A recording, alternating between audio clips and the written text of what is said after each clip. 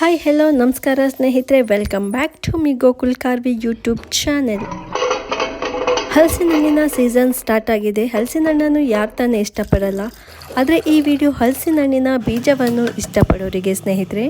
ಹೌದು, ಹಲಸಿನ ಹಣ್ಣಿನ ಬೀಜದಿಂದ ನಾವೊಂದು ರೆಸಿಪಿಯನ್ನು ಮಾಡೋಣ. ಹಲಸಿನ ಹಣ್ಣಿನ ಬೀಜವನ್ನು ಒಂದು ಪಾತ್ರೆಯಲ್ಲಿ ಹಾಕಿ ಅದಕ್ಕೆ ಸ್ವಲ್ಪ ನೀರು ಮತ್ತು ಉಪ್ಪನ್ನು ಸೇರಿಸ್ಕೊಂಡು ಬಾಯ್ಲ್ ಮಾಡಲಿಕ್ಕೆ ಇಟ್ಕೊಳ್ಳೋದು. ಒಂದು 15 ನಿಮಿಷ ಅಷ್ಟೇ ಸಾಕಾಗುತ್ತೆ ಇದು ಬಾಯ್ಲ್ ಆಗಲಿಕ್ಕೆ. ಇದು ಬಾಯ್ಲ್ ಆದಮೇಲೆ ಇದರ ಸಿಪ್ಪೆಯನ್ನು ತೆಗೆದುಕೊಂಡು ಮಿಕ್ಸಿಯಲ್ಲಿ ಗ್ರೈಂಡ್ ಮಾಡ್ಕೋಬೇಕಾಗತ್ತೆ. ಇವಾಗ ಮಿಕ್ಸಿಯಲ್ಲಿ ಹಾಕ್ಕೊಂಡು ಹಲಸಿನ ಬೀಜವನ್ನು ಗ್ರೈಂಡ್ ಮಾಡಿಟ್ಕೊಳ್ಳೋಣ. ಈ ಗ್ರೈಂಡ್ ಮಾಡುವಂತಹ ಹಲಸಿನ ಬೀಜದ ಮಿಶ್ರಣ ಹೇಗಿರಬೇಕಂದ್ರೆ ತರಿತರಿಯಾಗಿ ರುಬ್ಕೊಳ್ಬೇಕು.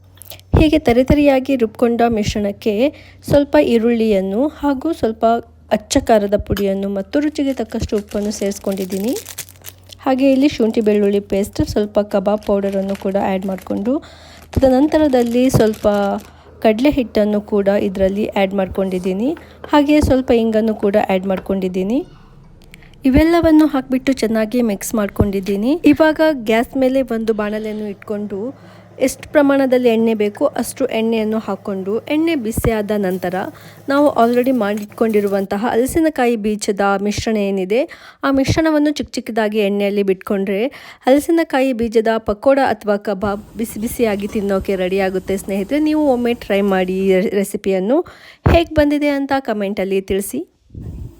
ಹಾಗೆ ಈ ವಿಡಿಯೋ ಇಷ್ಟ ಆದರೆ ದಯವಿಟ್ಟು ಒಂದು ಲೈಕ್ ಕೊಡಿ, ಶೇರ್ ಮಾಡಿ ಹಾಗೂ ಚಾನಲನ್ನು ಸಬ್ಸ್ಕ್ರೈಬ್ ಮಾಡಿ ಅಂತ ಹೇಳ್ತಾ ಮುಂದಿನ ವಿಡಿಯೋದೊಂದಿಗೆ ಮತ್ತೆ ಸಿಗ್ತೀನಿ ಸ್ನೇಹಿತರೆ.